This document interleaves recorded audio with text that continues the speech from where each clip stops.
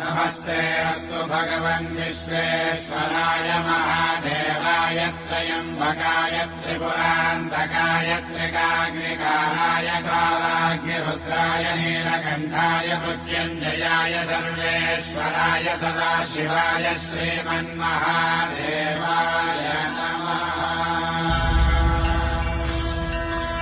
ॐ नमः शिवाय।